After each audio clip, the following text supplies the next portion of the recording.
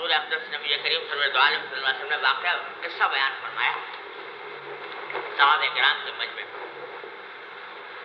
صحابہ کرام کے مجمع میں قصہ یہ بیان فرمایا کہ یہ جو جس طرح آپ یہ واقعہ بیان کر رہے تھے تو اس وقت بہت سے صحابہ موجود تھے لیکن صدیق اکبر اور فاروق اعظم نہیں تھے اس محفل میں.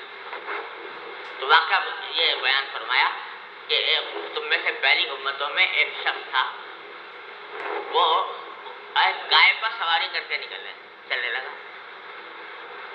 گائے پر سواری کر کے اور چلنا شروع کر دیا. تو تھوڑی دیر کے بعد گائے بولی اور گائے نے کہا کہ لم اخلق لہذا, میں اس کام کے لیے پیدا نہیں کی سواری کرنے کی, یہ کہا.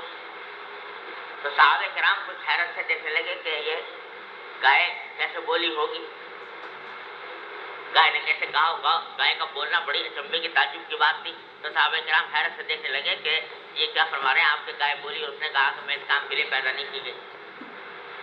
تو آپ نے جب دیکھا کہ لوگ حیرت کر رہے ہیں تو فرمایا کہ میں اس بات پر جو میں بتا رہا ہوں کہ یہ واقعہ پیش آیا تھا, واقعی گائے بولی تھی اور گائے نے یہ کہا تھا کہ میں اس کام کے لیے پیدا نہیں کی گئی, میں اس کی تصدیق کرتا ہوں اور ابو بکر و عمر اس کی تصدیق کرتے ہیں.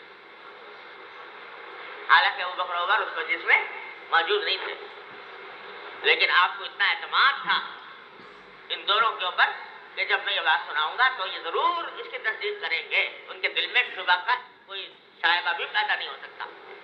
تو فرمایا میں تصدیق کرتا ہوں اور ابو بکر و عمر تصدیق کرتے ہیں.